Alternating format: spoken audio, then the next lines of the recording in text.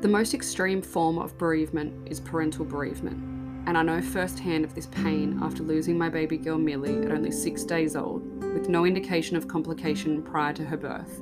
It came as a complete shock to us. We never got to see her eyes, we never got to hear her cry. As the weeks passed and we were riding the tsunami of grief, those around us expressed how useless they felt. They didn't know that we too felt so useless. We didn't even know what we needed, but I knew at that point I needed to speak out. From Millie's life and death, this podcast was birthed. Little Life, Big Loss, as a safe space to talk about baby loss, grief, trauma, heartache, and hope. A safe space for lost parents to share their stories of their real-life angels. A place for those nearest and dearest to learn about our journeys and to gain a deeper understanding in how to help those who are riding the tsunami of grief. Welcome to Little Life, Big Loss.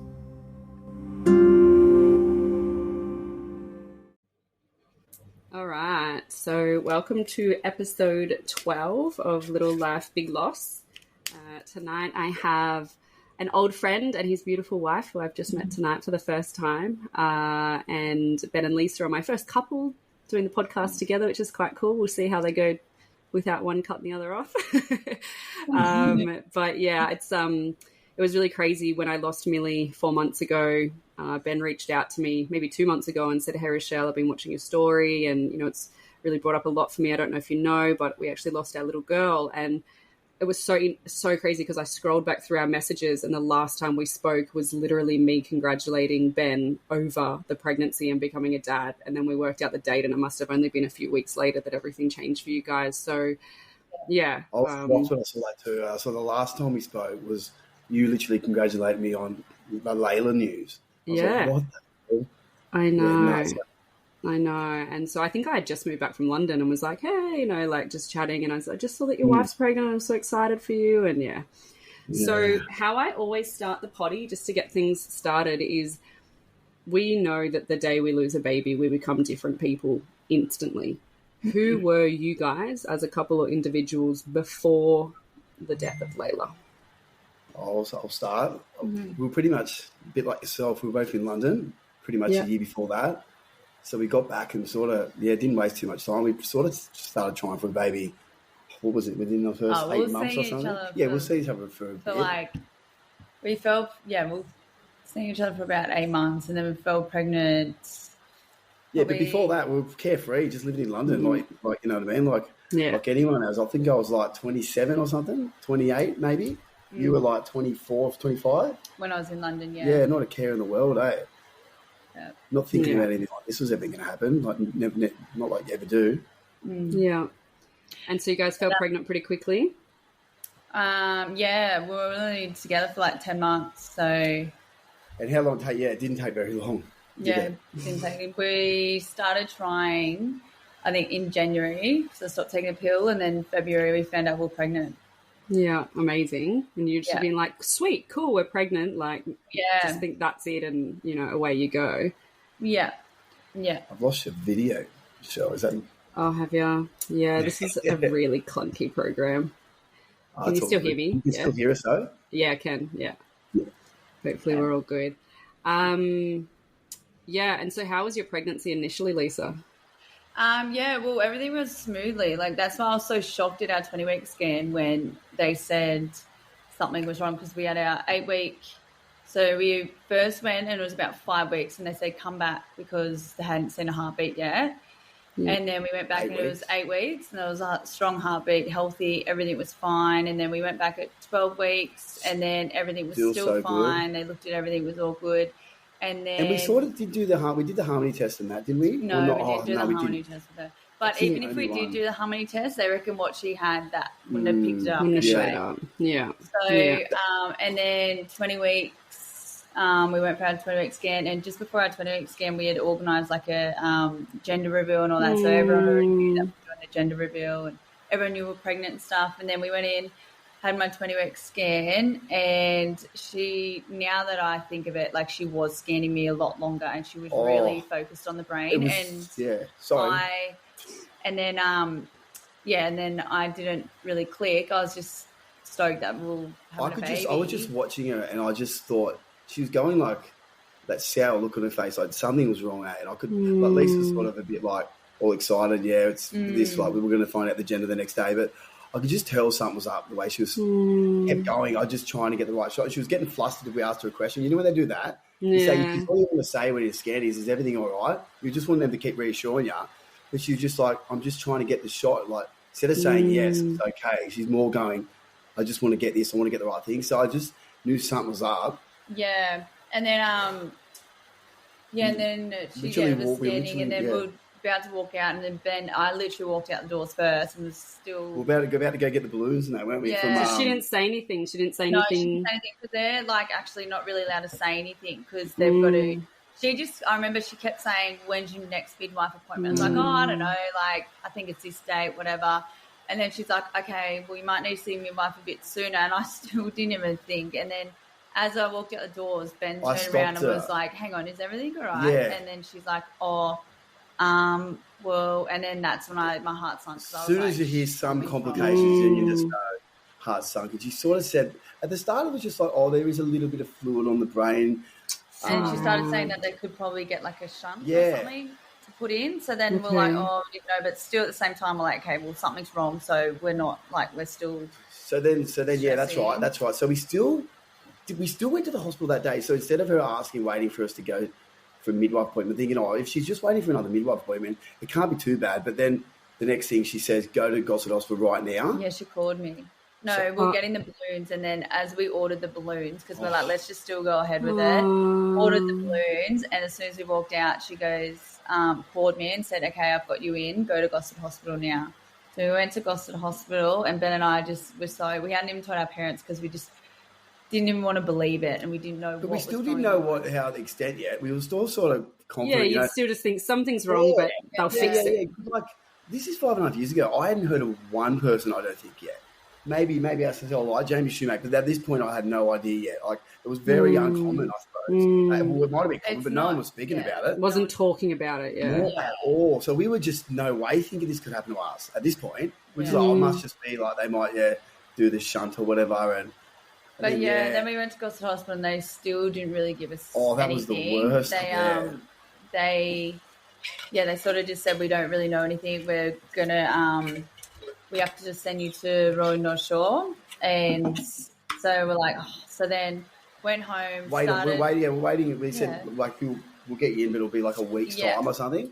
And then I remember asking her a question, the doctor, and she goes, well, can you book it? And she's like rude, like saying, I can't do it while I'm talking to you. So I'm like, she wasn't really giving it easy on us. Yeah, she wasn't really giving us we had bad experience there, right? But then, so then we had to end up waiting a week, and so that's still... No, we did the gender reveal that next day, very next day. Oh, you didn't, Did the gender reveal, and like we obviously didn't know it was a we girl just knew something was going on. So we called it off, and then it got close, and then we just kept talking about, it can't be bad. So we told everyone it was off, and then we talked to the event group and said, it's back on. So everyone come around, and we sort of said, the reason we called it off, we got some bad news yesterday, but like you always think, we just go, if we're just going to be positive, like everything's going to be all right. Yeah, we popped the balloon. There was a girl. And we shocked because we thought it was a boy. Yeah. Now I was stoked because I was like, oh my God, a girl. And I was like, I've got to try and get a girl. I'll get me boy. But then, so then a week, and then we're still just at home. Like, she's moving, going crazy in my stomach. I could feel her move. So that's why I kept saying, like, it must not be that bad because she's still moving. And she was still growing really well. She was meeting all the milestones as in like the right weight and like obviously all her other limbs like heart and everything were fine. And like, so when she was moving and kicking at like 21 weeks or whatever it was, we just go, nah, we're just going to. It just gives you so much hope, hey. You're like, there can't be anything wrong. We're going, I reckon this is just a big misunderstanding. That's what we kept saying to each other, right? We're going to go to Royal North Shore. They're going to go, actually, you're going to be fine. They've just scanned it wrong or something. We're hoping for that anyway. Yeah. But, then we went to Royal North Shore and Ben's brother drove us there. And then we went in. We're still got a scan thinking first. Positive. And then anyway, we went in, got a scan. And she's like, I was sort of talking to the lady, like, is her head like, what's with her brain and stuff? She wasn't saying too much. So then I started thinking, she's not saying too much. So then it's seems like it might be all right. I'm like, did you see that? She's told me I just can't talk over her, so I'll try my best. And then, and then we had to go wait in the waiting room again. Every time we had to wait, it was just so stressful. But then we went into her office and she sat us down and she just literally was just like... No. About 10, like literally 8 doctors walked in. We got into the waiting room, and then the one that was going to talk to us at the start, the actual doctor, she was there, and then like 5 or 6, nearly 8. It was about it was a fair few walked in behind her, and then the that's news the they worst. said, she goes, the news I got for you isn't good news. Yeah, and she said it's bad, and she drew it all out for us, and she's just like, she's honestly probably the worst case I've seen, Yeah, so it was like they explained it like there was like a blockage in her brain. So like her brain literally wasn't growing. So if we did go ahead with it, she would have been pretty much lifeless if she lasted the whole pregnancy. But then it started bringing my life into it, saying like, but then your life's going to start getting at risk because your body might like... So try to compensate, maybe? Is that what they meant? Yeah. So then we're just like, but blockage in the brain. So it was just her head was going to get bigger and bigger and bigger. And they said that like your life will be in danger, so stress and all that stuff. But then I'm just like so grateful that Ben and I were both on the same page with that. We were sort of just like, okay, we just want to stop because we just. There was just no chance. Like if they, they said we had given some chance. We never would have like wanted to stop with the pregnancy, but it was just like what they give you, like the odds, I suppose. Or, We even asked her. We said, "What would you do?" She said, "Honestly, I would stop too because it's bad." Shit. Yeah. So then we end up walking out. We had to call our parents. I couldn't even call for Mum. I called her and just burst out. And then my mum obviously knew straight up like it wasn't good. It was bad. So then she's a mess as well. So then the next thing is we had to go to the hospital again at Gosford. I had to take like a tablet to stop the pregnancy, but it sort of wanted my body to start going into labour. But it was already booked in for the next day. Those couple of days were like the hardest. Well, probably not hardest. It was to get harder, but just the fact that we knew we couldn't keep her, but we're still laying there feeling a kick. And she's still kicking more than ever. And like we're like, this can't be right. Like, she's fine. She's in there kicking, and we're laying in bed. Like, because it took from when we knew we weren't going to keep her till it's all coming back to me till 2 or 3 days later. We were still had her, and we'd sit there and literally sit there and hold her, and it was like, no, can't be. But it's so awful. Then back to Gosford. And then the next day, we went in and they pretty much like induced me, and then... Which is basically they want your body to think that... Yeah, and then... labour's coming on at that age. And then it just... So you were 21 weeks? Yeah. Nearly 23, I suppose. No, 22, was it? Yeah. Yeah, so... and then I... had to... So, they like... give birth to her. They sort of said... But So I was led to believe the stress from the pregnancy was... The stress from the labour was going to make her pass away, and we're basically going to have a stillborn in a way. But she's just like... That's what I mean. Everything else was perfect on her. Like, she just kept beating. She come out, and then she was moving, and then I snapped the dad note and was like, she's sweet, can we, give her some air, give her whatever, like, and then obviously, like, she slowly just stopped moving. And well, then, you cut the umbilical cord, and then she stopped moving. Everything else was intact. Like, you think 21-week-old baby, we thought, it's not even going to look like a baby yet. She was actually... She was bigger than I thought, though. She was 490 grams. But I honestly so you have to, we're holding her like that. But I honestly thought I would have been just holding her with, but she was, a bigger, and they said she was going to be, a bigger baby, just, a link and all that. Features were all done, So, and then... The little nose, I don't know. She did have... The back of her head was obviously... you could see... Really big, so... It wasn't really big. Well, it was just... It looked sore. You could see that there was something wrong inside of her brain. Purple and stuff. But and then we sort of just And then my parents were away. Sorry. No, What was your labour like knowing that you're having to birth your child that's not going to survive? I was a bit out of it too. They gave me so much morphine and stuff. So I was literally like sort of just, I don't know, I was saying weird things too. Like, yeah, you didn't know just sort of out of it. Like, They're like, do you want us to turn the lights off for you? You're like, no, they're nice. I just wasn't really like but also shock. Like, you're not only are you on an intense amount of drugs or morphine or whatever, like you're in shock. Like, this is not what you thought was going to happen. It's not what you thought. Nah. Like, as soon as you think you're pregnant, you're like, sweet, we're having a baby. Yeah. And that's what I've always said. Like, everyone thinks, oh no, don't say anything till you're 12 weeks. I'm like, there's no safe zone. Like, it's scary. Like, you could be full term and lose your baby. That's what I'm like. I don't know why people don't speak about, like, when they are 6 weeks or, like, that's still your baby. You tell everyone anyway if something did, And then if you did have a miscarriage, you'd probably tell your friends anyway about it. But well, that's what, like, a lot of people are starting to talk about it now, saying that there is no safe period. And, yes, there is a less chance of miscarriage after 12 weeks, but bad shit happens after 12 weeks. And you want the support of your family and friends. And whilst, like, it's so sad you guys had the gender reveal and then that happened, I'm kind of grateful because all your family and friends got to celebrate your little girl, and they would have felt that loss so much heavier because they were part of that. Yeah, I didn't think like that. Yeah, it's so true. Yeah, so we had we had so much support as well from our friends and like family. Like they kept the hospital that kept saying like, "Do you want counselling? Do you want counselling?" I was like, honestly, I've got enough support. I don't need to.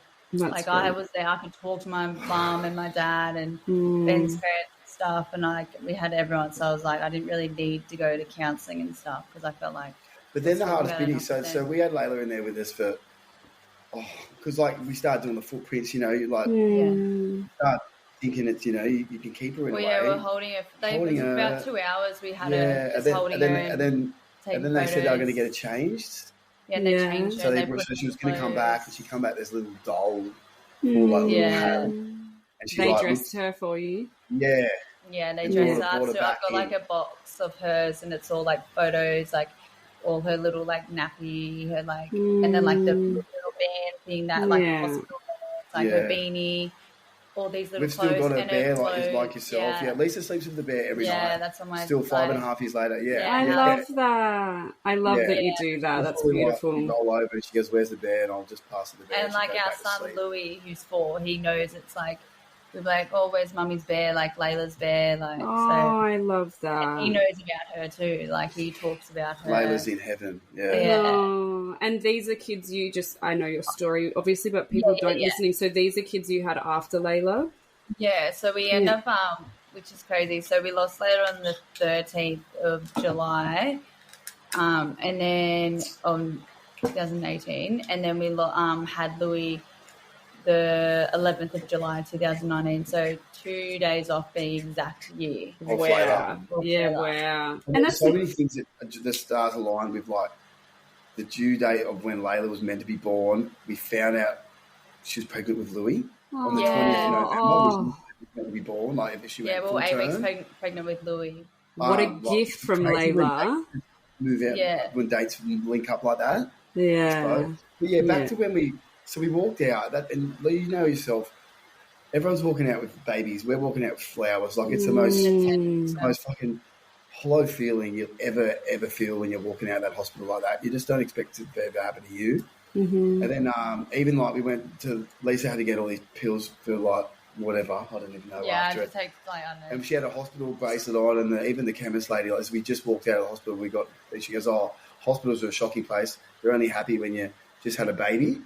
And I was like, I mean, she had no idea, but I was just like, what are the odds of someone saying that? I was like, yeah, it's got in the car. And I was just like, what are the odds? But also, you work at a chemist was it not the chemist attached to the hospital? No, it was just drive out of it was like a chemist. Coming out of Gosford. It wasn't even fuck me. Like, And then when we got back, that was probably the most fucked feeling ever. Oh, yeah. The night we went to bed, I remember this is when I lost it. So I was in the hospital. Once I pushed her out, I was crying, but I was still sort of just like, what has happened? Yeah. Anyway, we came home that night, and I remember Ben and I went to bed, and I was literally just rolled over, and I just burst. You just out. said, I I want to lost fucking it. back inside. I was me. like, I just want to feel it. Like she wasn't You were in there. empty. You felt empty. She always moved when I was on my side, laying on my side. She would go berserk. And then, the first time I rolled over, I just lost it. It was just like, it's just so unfair and so hard. Yeah, it's the most empty feeling. I remember just wanting to be pregnant again. Like, it's like that was when they were safe inside of me. I just want that back. Like, yeah, I know. So hard, eh? And so, how was the hospital with you guys? Like, you got to do the footprints, and was the box you guys got Precious Wings? Was it the same? We've got one called Precious Wings. There's a hope. Is it this? Oh yeah, that's our. There's a hope. Yeah. Yeah, they were really good, to be honest. Like after that, like they were great. How they like. We had one really good midwife that she said she was put on your favourite music, and she was enjoy your time with girl because this is. And at one point, at least, this is like real early days. You didn't even know if you wanted to see her right at the start, but then once you have that baby, there's like. I know. I said the first thing I said to him, I said, "Oh, can you just take her when she comes out? Because I don't know if I can see her." And then lady was like, "I know everyone says this, but she goes, I'll just tell you now that when she's out, I know you want to see her." And she's like, "Just think about that." And I was like, "Okay." And then I pushed her out, and I literally just pretty much just grabbed her and just like held her, and I was just like, even like. Once she was there, I was like, "She's mine." And then I had like guilt of even saying that because I was like, "She's my baby, my first girl." Like. Yeah. I shouldn't have said that. And then I started feeling guilty. But as soon as I pushed her out, they're like, "Do you want to see?" I was like, "Give it to me, give it to me." Yeah. Then you just don't want them to go there. And I remember like I didn't know when to say, "Can you take it now?" Because we like obviously there with our clothes, we're taking photos. Like remember I sent you a photo, Shell? Yeah. And I was doing all that, and we're like, "Oh, man, this has got to come to an end." Like everyone else gets to walk out their babies, we got to give it back. Yeah. So what? It's all coming back after 5 years, eh? Yeah.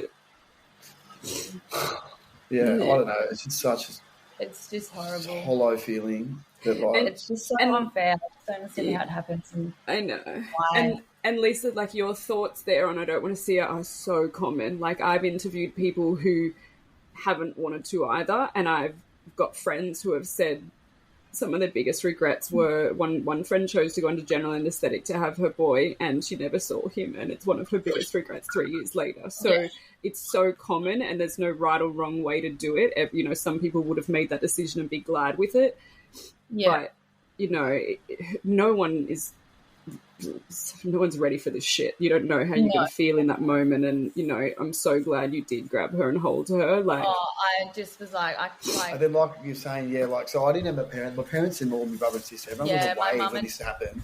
So my auntie come in, like, and she held her, then obviously my parents held her. And we just sort of sat there. So everyone had a hold. She's still our firstborn. And we all, like, talk about it all the time, like my parents talk about it all the time and stuff. So we talk about it all the time still. Like 5.5 years, we had a Layla run this year. We did the City to Surf and like donated to the Bears of Hope. We the charity thing. Oh, so good. We're gonna do it every year now. We let off some balloons up at Crack Neck. We wrote a message and Louis drew a little picture on a balloon. Because so we've had Louis and Mila's out. Yeah, we've got another little girl. We've got a little girl, Mila, as well. She's 2 in January. That's so beautiful. I feel like the longer it gets on, the more we involve her. To be honest, like she was a big part of our wedding. That was in 2021. Don't you reckon, Lisa? She gets. Oh, it should be a part of everything. I can't wait till the kids. Like Louis already knows bits, like parts of her now. Like he'll know that Layla and stuff, and he knows Layla's in heaven. And like one day he said to me, I was like, "Louis, where's your older sister?" And he goes, "Layla," and he's like, "She's in heaven." He goes, "But Mummy, I want you to bring her back." And I was like, I wish I could.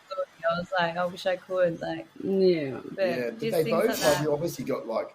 Heaps of photos of Layla around, and even Mila and Louis both when they were like young babies, they would walk past the photo and then stop and just like touch her, stare and touch her. Crazy how kids sort of can do that. Yeah, when Mila gets a bit older, we'll like tell her and like we'll always celebrate her birthday. We'll always do things like that for her, like because at the end of the day, she is our baby, our firstborn. We'll never forget about her. So. And it's just so nice chatting to you guys. And I said it just before we press record, like, you know, you're 5.5 years in and I'm 4 months. And so when I'm interviewing people that have just lost their babies, like, we're both just sobbing because we don't know what this is going to look like in the future. And so, you know, whilst it's all coming back to you, it's so nice to hear what it can look like in the future, and, you know, that the grief and the head fog does lift eventually, and, you know, that you then still have her involved in so many things and doing runs for her and raising money for Bears of Hope and talking about it, because it's so important. Yeah. Oh, there's like always something massive that would trigger. Like I suppose we had like a funeral service sort of thing, but we did it ourselves rather than like at our house. Oh, yeah, and, obviously, we said everyone let some balloons go for Robbie Williams, Angels. So every time we hear that song, no matter where we are, and everyone knows it too. Everyone knows that's her, like Layla's song. It's a tearjerker and a half. You know, that brings it back like it happened yesterday when that sort of song comes. Wow, that's a good question. What, like, so that's obviously a trigger. Are there other things, like, Lisa, for you, like, are you triggered by pregnant people or babies? Like, obviously you've gone on to have your babies now. Yeah. What's that? Oh, no. Just at the start, you were. I had one of my other good friends. 3 weeks apart from us. So, 3 weeks ahead. So, like, that was hard seeing that, because I was more just like, oh, that would have been me. That would have been our girl and stuff. And our girl would have been really close with her girl. And then also my little niece, she was born a week later after we lost Layla. But, like, I honestly just was obsessed with her when she was here, like my niece. I was just like, it was almost like she just helped me, like, go through it, like, get me through it, because, like, I would have times where, like, I would just lose it, and then, like, I had to leave work and come home, and I was just breaking down, and my sister-in-law would come over and bring Remy, and I would just hold her and just hug her, and just, like, it just made me literally just get through, like. So that's what I mean. I had things like that, but I wouldn't say they're like more triggers. It was more just like I just felt like just more like, oh, that could have been me. That was going to be me. Like, reminders of what you were supposed to have. Yeah, and I was so happy for them. Like, I was so happy that I was just like, it's just unfair and unlucky what happened to Ben and I. And I was like, but I was so happy for them. But yeah, it was just. But then it's just hard. And then they gave us, obviously they tested the placenta, and we got the exact same, or pretty much the exact same odds as what I read you the other day. They said what happened to Layla was a 1 in 50,000 chance of like, how does it even happen like that? You know, like they said, it's like, so it wasn't caused by obviously our genetics or anything like that. So not that it makes it any easier, but you're sort of just like... Well, that's another thing we were worried about before we got that tested, because I didn't even know that was a thing until later. They're like, okay, we're going to have to get this tested, because if you're, what is it, like... genetic carriers or... Genetics, like, or like they don't match or something, then like if you have another one, then this could happen again. But they said like it was all fine. It was pure just unluck. And it was really, there was one chromosome 1 in 50,000 chance. And did you get those results before you had Louis? Yeah. Because we did didn't want to start trying just in case something. Because it's so scary. But it, like... Even knowing it's 1 in 50,000 though, like we only got Millie's results on Friday, and for the last 4 months we've thought it was a really high chance that it was a genetic thing and that would be 25% chance, like 1 in 4. And then to find out it's 1 in 50,000, I'm like, I'm so head fucked from it, because I'm like, but what if it happens again? Like, yes, it was 1 in 50,000, but it happened. So like, you know, you're just so scared to keep going, right? Yeah. We couldn't try, like, we just wanted to try straight away, I reckon, like, sort of like that, but at least had 2 D&Cs, didn't you? Yeah, so that's another thing as well. So I had to get a D&C, and then they left, like, placenta and stuff in there. So I had to get 1 D&C, and then I was bleeding for about, I swear, like, 2 months or something, like just on and off, and then like Gosford, heavy. Gosford didn't do their homework there either. I remember Lee's going in and they go, so the dad got the baby tonight as you're waiting to get your fucking kidding me. I was like, no, I've actually lost the baby. And then they're like, oh, sorry. And I was like, do you guys communicate? You keep kicking us under the guts. Like, do your research. That blows my mind.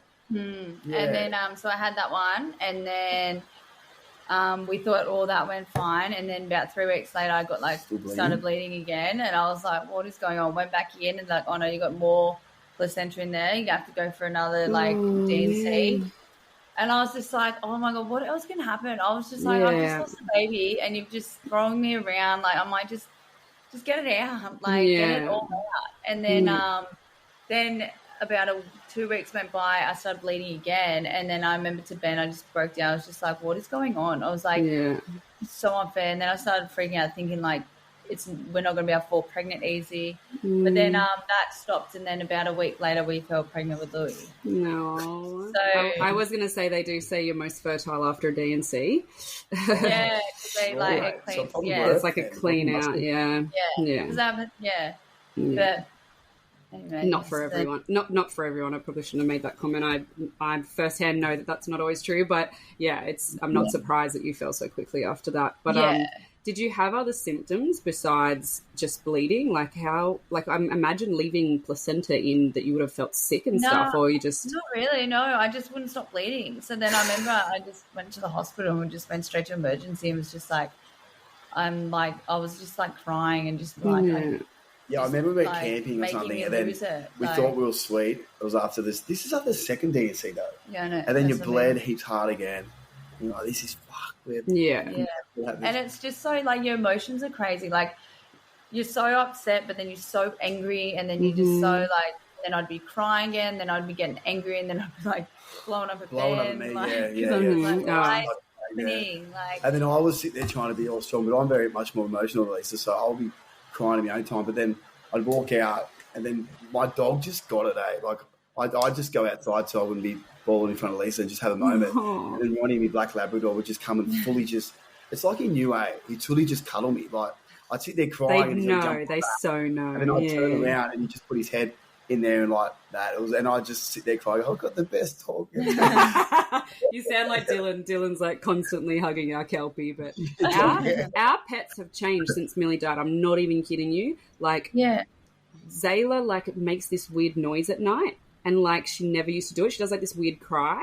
And now we've started saying, like, what is it? Is it Millie here? And she, like, yelps and does this little paw thing. It's so weird. Like, literally since we got back from the hospital.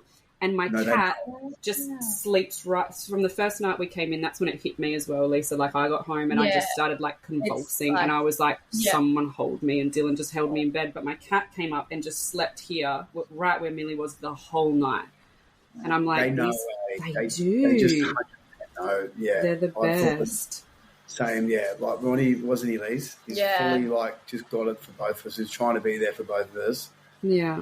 But, And so were you guys, you said you had, like, a little funeral service.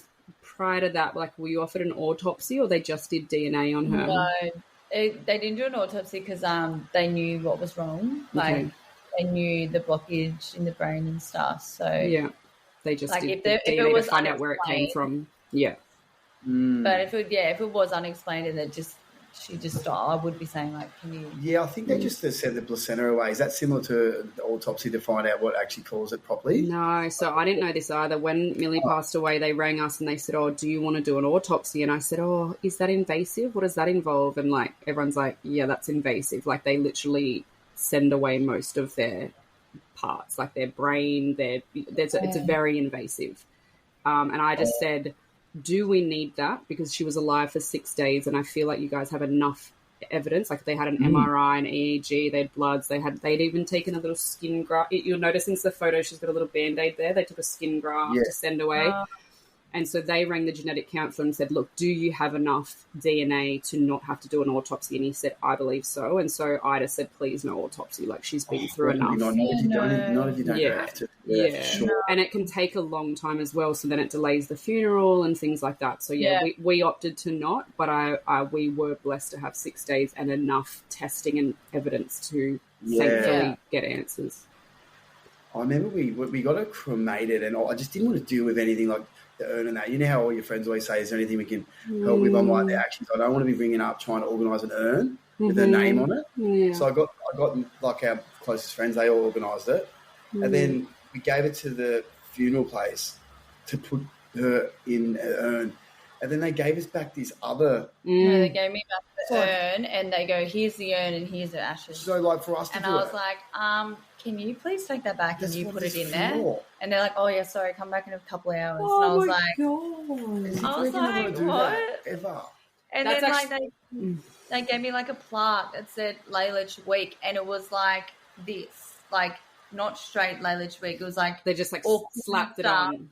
So then I said, "Can you redo that too?" And they're like, "Oh, yeah, okay." You think a funeral place would just I be was bang like- on? They deal with this stuff all the time. Like, you could think you'd get it right when you're given an urn like that. But anyway, they sorted it out. And I think So that's now a there's- really nice idea that you guys have just said that, because like giving the urn first and then maybe explaining to put the ashes in it, because we just got given like a foam box.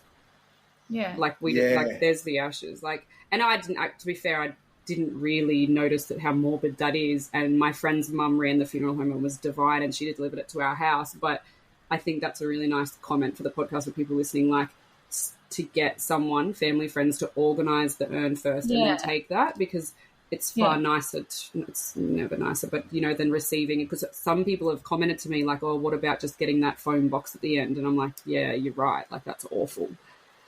That's a little baby." 100%. Yeah. I just want to just flick it over ourselves. But then it's good we got the urn. I love it. Like she got a little shelf we're looking at right now. Yeah. I actually keep seeing both of you look up there, and I was wondering what you both keep looking at. Yeah, seriously. That's beautiful. Definitely be, because we're talking about it, so we can't help it. Yeah. You do keep looking up there. Yeah. So what do you think some of the best things were that like people did to help you? Obviously that was one of the organising the urn. What other things? Because you said you had amazing support. Yeah. How did people support you? I think more just being there, Elise. It's hard to really. They all chucked in for us to go on holidays. I remember that. They all gave us money to go away for the weekend. All wrote a big card. That sort of thing. Which was good, because it does take your mind off a little bit, doesn't it? Like, you just got back. That looked great, eh? Was that? Yeah, it was. And I'm sure you guys probably felt the same at first. Like we got people buying us flights and vouchers, and I had someone pay our mortgage for the month. Like crazy things people were doing for us, like financially and whatever. And straight away, I said to Dill, "We got to get out of here. Like we got to go to Bali or something." And then it wasn't until a friend gave us a flights and a voucher to pay for our flights to the US. We were like, "Okay, let's do it." But I just wasn't keen. I was like, everyone kept going, "Oh, how exciting!" And I was like, "Not really. I just don't have Millie. No. Like I'm only going because I don't have Millie." And the first week I was still pretty angry, like just didn't talk to people, was just like kind of going with emotions. And then week 2 we got into it and was a bit of fun. And then week 3 it was like Dylan was wanting to get home and get back into routine, and then I was scared to come home. And so it was good time and distraction and away from reality, but then coming back to reality was like a big boom again, But it was phenomenal for people to pay for us to get away. Absolutely. Yeah. Yeah. It's just a roller coaster though, isn't it?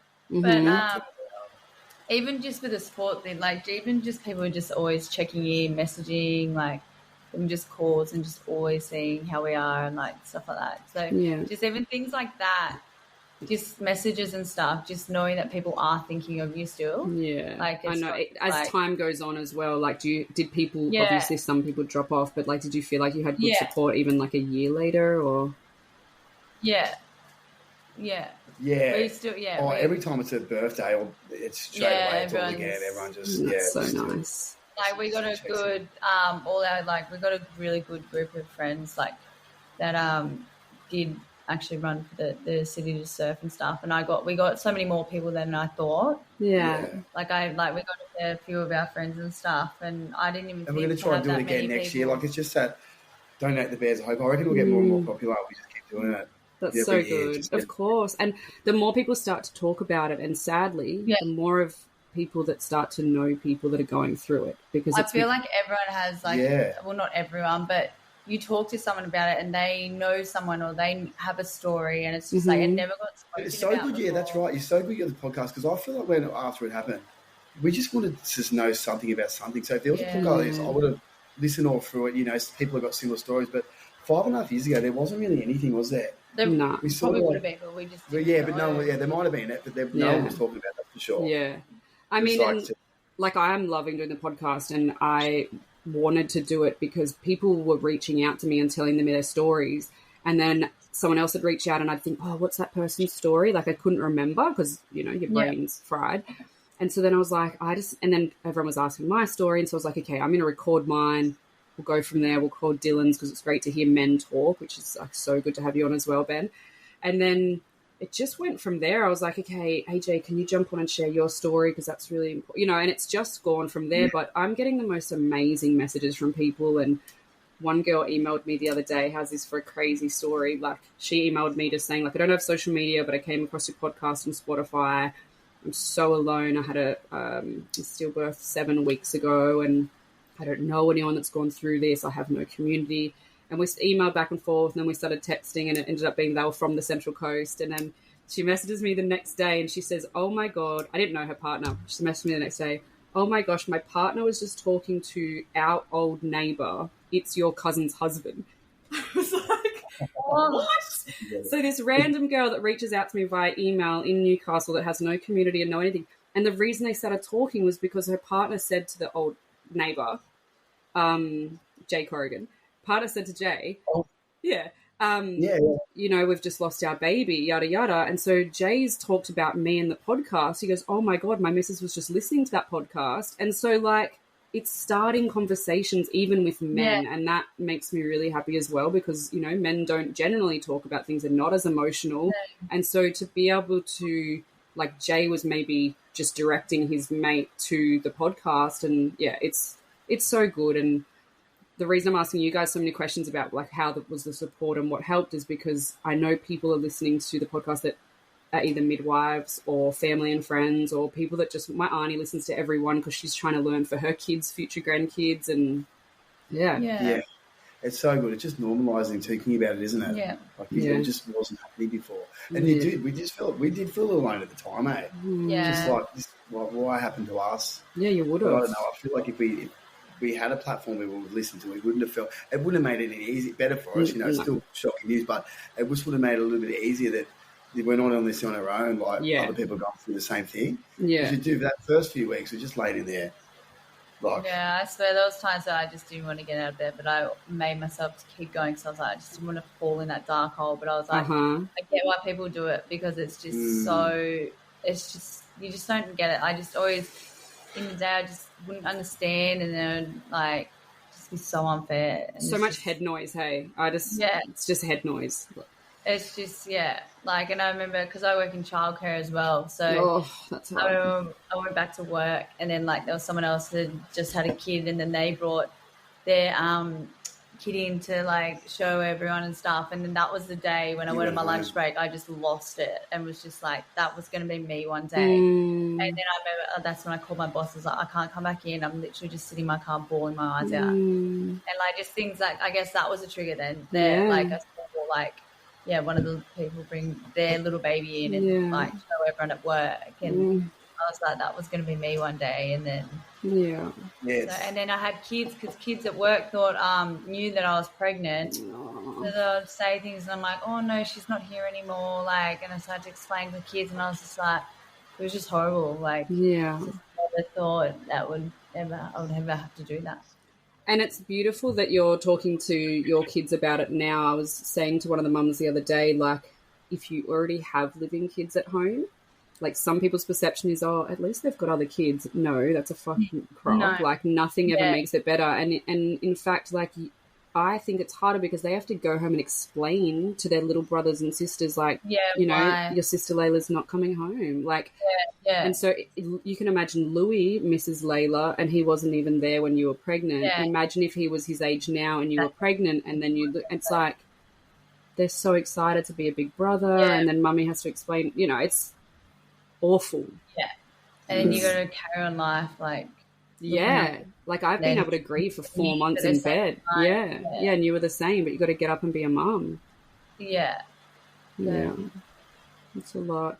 And it's amazing that you guys are still together, because I read a statistic the other day that 10 to 15% of marriages survive baby loss, so 85% don't survive. Really? Yeah. And like you were saying before, like you were getting cranky at Ben and all the rest of it, like Yeah. You know, we're lucky we've got good supportive. Give it to me the whole time. It's hard, but I always think, because you're a hormonal too, like obviously it's so bad for us, but I just never understood like how bad it must be for you as well. Because aren't you after you give birth, you're going through your body thinks you're a mum now, like, and you have babies, so you're nurturing like feelings coming out. Yeah. What was your all that. What was your postpartum like, Lise? Yeah, so I got like breast milk and stuff like that. So like that was like another thing I had to try and get. Yeah, and then obviously the bleeding, and that like just because the bleeding just was like more often than it should have been. But yeah, that's pretty much And then you had to get like to stop the breast milk, I had to wear like the tight bras and just things like that. And that's when I was just like, I should be holding my baby while I'm like going through this, because like when you have the baby, it's sort of all that you just forget about. Then when the baby's not there, it's just everything's just like a reminder. One of my friends just said to me not long ago, her first bubby didn't make it, and then she's gone on to have a little girl since, and she said, I said, postpartum without a baby. I said something like justifying for other mums. I said postpartum with a baby is so hard, but gosh, postpartum without a baby is hard. And she said, let me assure you, postpartum without a baby is way harder. She said, when you're going through postpartum and you have your child, everything makes sense and it's worth it. But when you don't have your child, it's just like, ugh. Yeah, and you're like, hormones are crazy, you're grieving, and then you're getting all this stuff, like body. It's just so hard, and so like so much, it just reminds you of so many things. I actually went back to the gym today for my first session, like since we got back from the US, and did IVF for the last week or two, and then like went in today.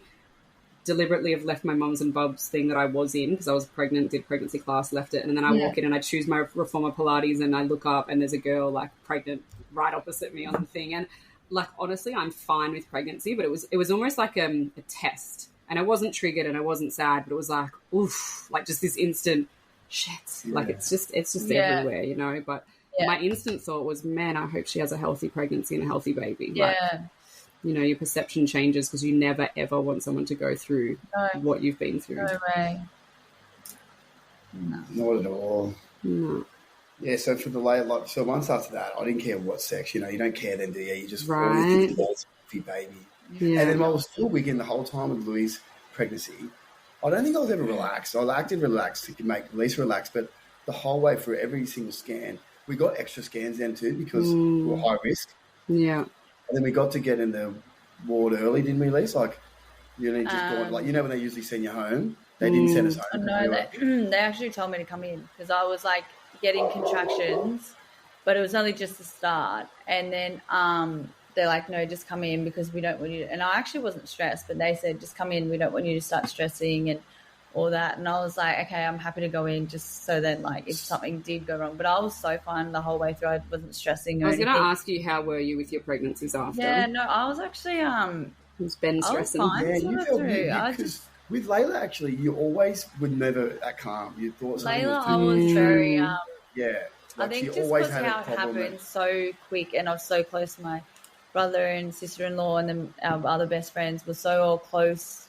And then I was always like, this is so, that's almost like too good to be true. And then I was like, and then obviously all that stuff happened. Then with Louis, I sort of was just a bit more relaxed, which is sort of strange. You'd think I'd be a bit more like, I mean, I would have moments where I was like, be like, okay, I feel like he's not moving that much. So then I'd like get another scan. So like we got a fair few scans because I still actually think it's so stupid how you go from a 12-week to a 20-week scan. Yeah. So I feel like you should be getting like... So they told us if we picked up in 16 weeks in, not that would have made Layla any different, but like they would have saw that her head was swelling at 16 weeks, which just would have meant we wouldn't have to give birth to. But I don't know. Now that I think about it, it doesn't solve anything. It just stops you going that far. Yeah, exactly. Yeah, exactly. Yeah, with the Louis one, like, I mean, we watched the Origin was on. We were sitting there in the room watching that. I was watching it, but I was still just could not relax, like knowing that I just want this to come through smoothly. And she was fine, like you were just cruising. And then when he finally came out, I was still thinking, I just don't want to jinx it till he comes out. And that was. Yeah, and he didn't tell me that until after. because he was so scared. And then I would have started stressing. So then that whole time he was like, I couldn't relax until he was out and in our arms and breathing. And so you had a spontaneous labour, like full-term spontaneous labour? Yeah. So you like 2 or 3 days over? Yeah, about 4 days over. Yeah. Oh, I would have been so scared. But yeah, so you went for a walk in the morning. Yeah, as I was having contractions, we were going for a walk, and I was like, they weren't full on; they were just like I could feel it. And then that's when I came back, and then I called the midwives, and then I just said, "What should we do?" Well, actually, Ben was on the phone with them, and then they told us to come in. And then you just want to get in anyway because you're like, as long as you're in hospital. But then you realise, and then I didn't realise that he was still like, what? Stressing. A couple of days. 18 hours away. And I was like, how many hours? 18. Oh, my word. So I was thinking, okay, like I was like, oh, okay, sweet, we're going in, like he's coming. He's coming today, yeah. But then you don't realise. But I feel like also it goes so fast, everything's a blur, like, sort of towards the end. When you think back to it, you're like, oh, shit, like it. Yeah, like and like it didn't come out too easy, didn't they? No, I was pushing for like 2 hours. Yeah, 2 hours of pushing. We're all in there screaming. No, and then you were screaming too. I was in there screaming too. I was like, I was in contractions. Ben's worse than me. Oh, it's so funny. It's just like, no, he carried on and said he had a headache, and I was like, no, I had backaches, but I had to shut my mouth about it. I didn't say it loudly. I was. I Googled it. I think it's called sympathy labour. Men can get it, but yeah, don't repeat that too much. When we were in hospital, Dylan would be like, "Oh, I'm really tired. I've got a headache," and like be like to go to the nurses. Can I get something to help me sleep? And they were like, "You just need to shut up, mate." But some of them were really good. They would like sneak him like a sleeping tablet. Sit on that chair. Yeah. He was like, I said the same. She came up and goes, "Do you want some sleep?" That was after Layla, actually. Do you want some sleeping tablets? And I went, "Yeah, definitely." Oh, not you. No, the midwife goes, "No, sorry, I'm not talking to you. I'm talking to Lisa." I was going to say, that's really good they did that. Yeah, no, they're not all that. And I was like, I didn't even think I took it. I was just like, no, I'm fine. I think I was just out anyway. But, yeah. Oh. What a wild ride. And then what about your third birth? Mila? Pardon? Mila? Myla. How was your late, like, pregnancy and stuff with her? Oh, no, actually, so I was a day over, and I remember I woke up in the morning and I like usually just roll over and stuff, and then for some reason I couldn't feel a move, and then I was like sat up and Ben's still asleep, and I was like, I don't want to tell him because I know he'll just start freaking out. So I was like pushing on her, doing everything, drinking orange juice, drinking like ice water, eating lollies. It's like 6 a.m, trying to make her move and stuff. I literally got out of bed and started jumping up and down. Oh my word. And then I was like, why is she not moving? And I messaged my friend who's a midwife, and she's like, honestly, you're full term. She's like, if you're worried, just call them and they'll tell you to pack your bags and come in. Yeah. And I was like, okay. I called them, and they were like, okay, come in. Like, you be prepared that you're probably going to stay because you are full term.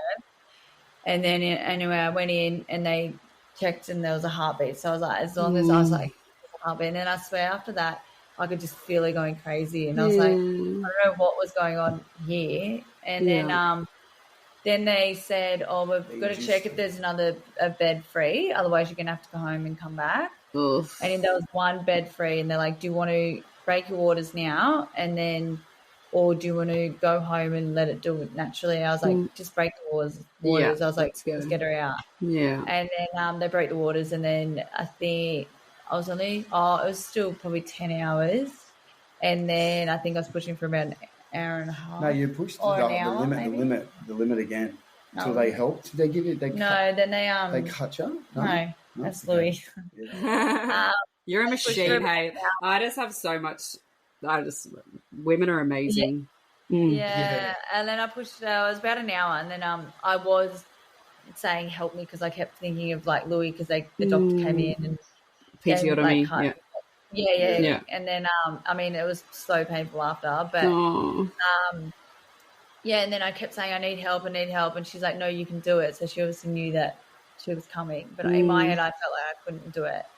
But they managed, even though I had a epidural, they managed to flip me over, and like I was holding onto the thing, like the bed, But then one of my legs kept sliding off, so I'm yelling at the midwife. I held that back on. I was like, yelling at the midwife to push my leg up. But then she actually came out, and then I pushed her out, and then They do say that, don't they? When you're in that transition period, like where you literally start saying, I can't do this, is when it's like about to happen. Like And then, but then, and then she came out and, but yeah, she didn't breathe straight away, which was a bit like, because we Ben videoed it and you can hear us in the video. We're going like, it's like, why is she not breathing? And then they're like, fine, she just got in the nest, like doing all that, and then she screamed. What a blessing. That's a beautiful sound. Yeah. Then we just stare at Mila now because, like, obviously she's a girl as well. We just go, is that what Layla would look like? Like, obviously we know what Layla looked like, but she was 21 weeks old. You know they changed face. And then we're like, we just stare at her going, is this what she would look like? We'd like, from day dot, we've done that with her, Just stare at her. Yeah, you would. You would. Dylan always says, I just always imagined what her personality would have been like.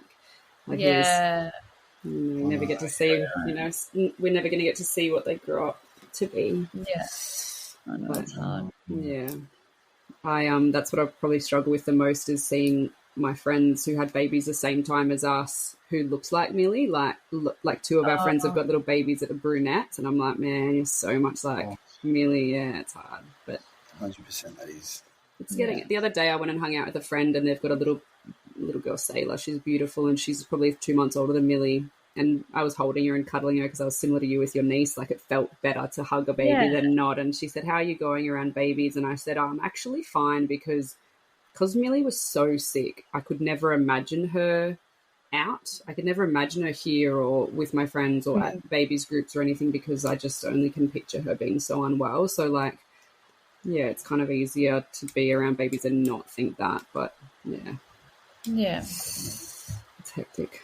No. It's hectic, but you guys are amazing, and this has been such a nice chat, like just being able to... I loved it. Yeah, I enjoyed it too, like just going down memory lane. Yeah. Like we think about it all the time, but just retelling the story, it's like, it brings it all back to the surface. We talk about it, but I don't think we've never talked to the story. All our friends know the story as well.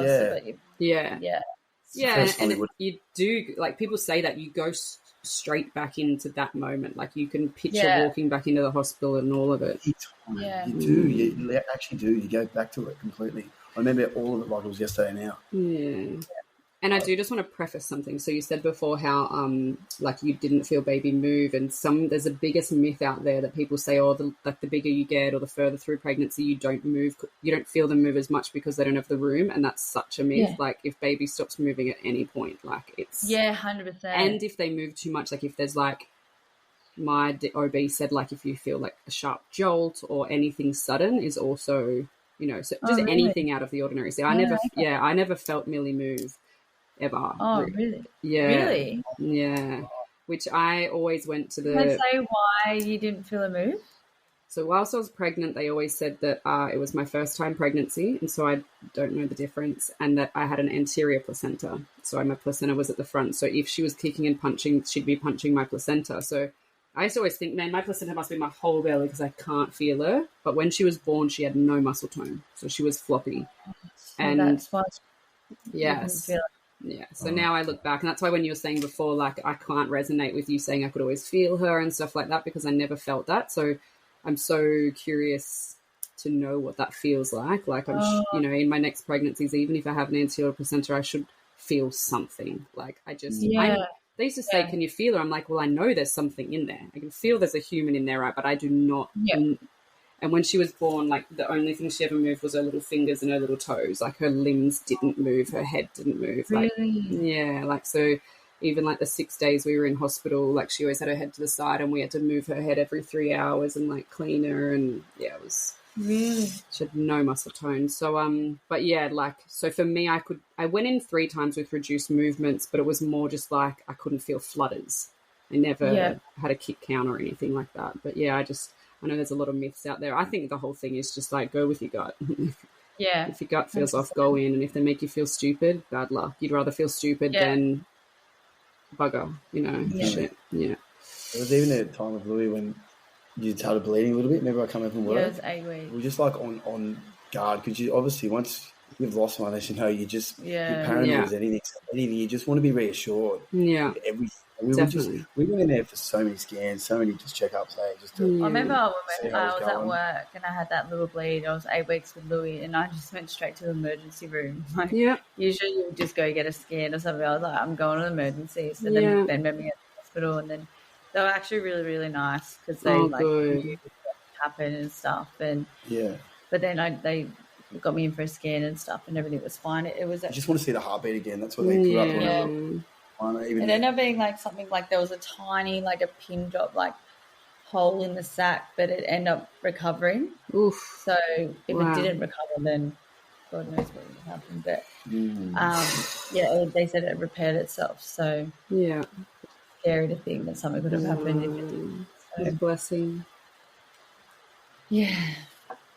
Well, you guys are amazing. What else? Anything else coming up? No, not so much now, eh? Yeah. I think the biggest thing that I'm taking away from you guys is just like how strong you guys stayed and how supportive like Ben, you were to Lisa, and understanding of hormones and postpartum and all those things, but also like having your own emotions and leaning on your friends for support and saying, actually I do need this, like can you get this for the funeral, or and the fact that you guys were so grateful you got a little bit of time with her and the nurses dressed her and brought her back in. And I think all those things are so the job that the midwives have or the nurses have at that point is, and I know a lot of midwives and stuff are listening to the podcast now, and that's why I like to emphasize it, because the time that you get to spend after, once your baby's passed, is like that time you'll never get back. And I think if that can be, and we had the most beautiful last day with Millie ever, and we had heartfelt photography come in, and we got the bears and we got the box, and that is like the most powerful thing you'll ever hold forever. Do you know what I mean? And I just think there's so much power in the nurses to make that time super special. Yeah, for sure. Yeah, well, like we said, we still look back at those photos all the time. Like, I suppose that's all you got of your little one once they do go. So totally. You just look at it all the time, and didn't realise at the time how important those photos were going to be, really. No, and I felt weird. I remember they said to me, we can have a professional photographer come in. And at this point, I still hadn't really, processed, oh, my gosh, this is my last day with my baby. But they told us. And I said, I just kept shrugging. Every time they'd offer me something, like the bear or the photographer, I just shrugged, I don't know. And she said, look, I'm going to get the photographer to come in. But if at any point you feel uncomfortable, you can tell her to go, or you can tell me and I'll tell her. And I said, okay. And she came in and she just melted into the background because we had a family and friends coming up to meet Millie, and I'm so glad we did that as well. And I wish we invited more people. Like, I didn't invite my mum and dad and stuff because prior to that I thought we'll bring you home. Like, it all happened so quickly that all of a sudden it was like, today's your last day, and there's different states, and it was, people couldn't just fly in. My sister did, but the photographer was just phenomenal. And I was actually texting it today. We text all the time because I just said to her, I'm so grateful for you. Like, what felt so strange in the moment is now like the best possessions we have. And all our family and friends just taking little videos and little snippets. And I sometimes go through my phone. We have a drive and we all put the photos and videos in a drive. And I just will find these little snippets of amazing little moments. And so good. So nice, yeah. Well, I think we'll love you and leave you for now, but sure we'll chat again soon. It's been so nice. And one of my friends suggested yesterday we should do a Miles for Millie run, and you guys have inspired me with your Layla run. Not that I run at all. I'm not a runner. Oh, don't worry, I didn't run. It took like 2.5 hours to do it. So. You walked the whole thing, so it's so fun. Just raise money.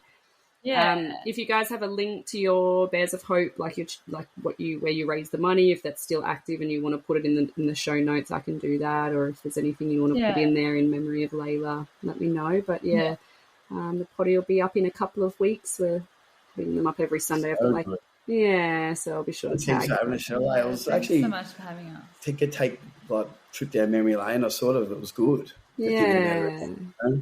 It is. I think it's really healing to kind of go back and relive it, but then also see how far you've come. Well, that's what I mean. Yeah. I don't think I've ever actually taken in of how far we've come, like, from that. Like, we've got... Yeah, like, remember that couple you were that night you got home and for those exactly. following months? No. Crazy the stats just said that they don't usually stay together. Yeah. I feel like once you've gone through something that important that you're stronger than ever. You know, like you've just gone through something horrific. Like, all you got at that point is each other. Well, you feel like you do. You got your friends and family, but you can't just... You can't just stop with your family and friends, but you'd seem to do with your partner the most, don't you, when you're laying in their bed at night. So if you don't have your partner, then like... I think also it's probably just like the stress as well, and then you both sort of...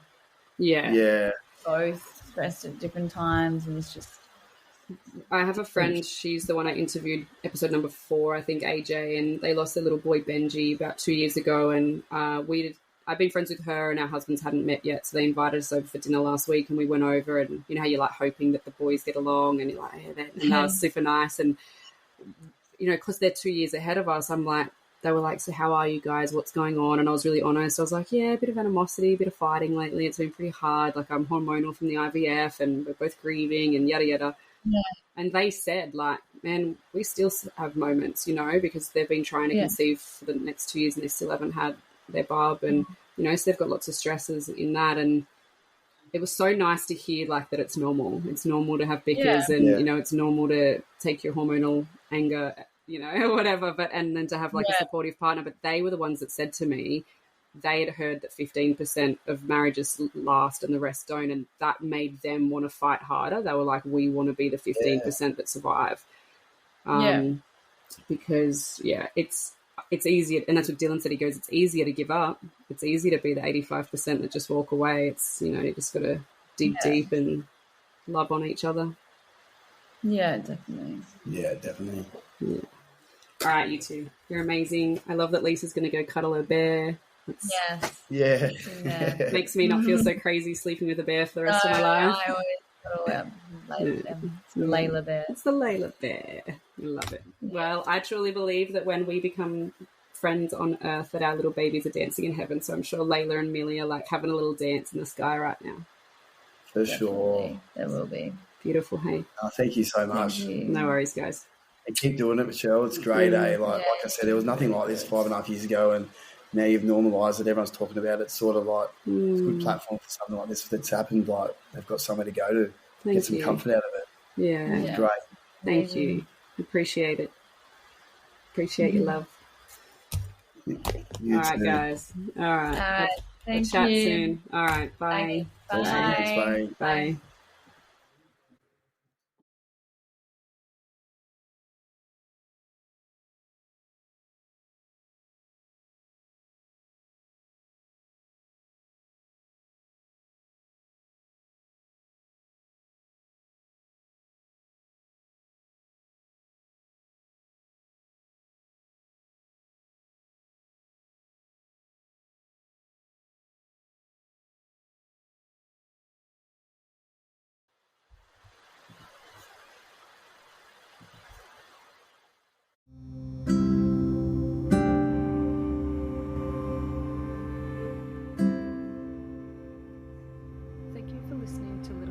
Big loss.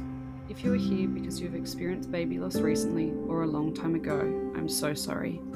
I know this pain will never go away. My heart breaks with you. This is a pain no one ever expects to endure. Or maybe you are listening because you have just found out your baby is unwell in utero and now you have some really hard-hitting decisions to make. I am, again, so sorry. These are decisions no parent should ever have to make. I hope these podcasts can lighten the load just a little bit in ways to help understand what the road ahead might look like and what your options are. Remember, you always have options. It is your body and your baby. If you have never experienced the loss of a baby and you are here to learn, thank you. We want to be heard and listened to. You will help someone somewhere with the knowledge taken from these podcasts. If any of today's conversation has triggered any uneasy emotions for you, please contact Lifeline on 13 11 14 or lifeline.org, another organisation working specifically with pre- and postnatal depression and anxiety is PANDA. You can find them at panda.org.au. And remember, postnatal depression and anxiety does not discriminate. It can affect both men and women, mums and dads. Please seek help from your GP, a psychologist, your local hospital, a midwife, obstetrician, Lifeline, or PANDA. Thank you again for listening. I love you and miss you, my Millie.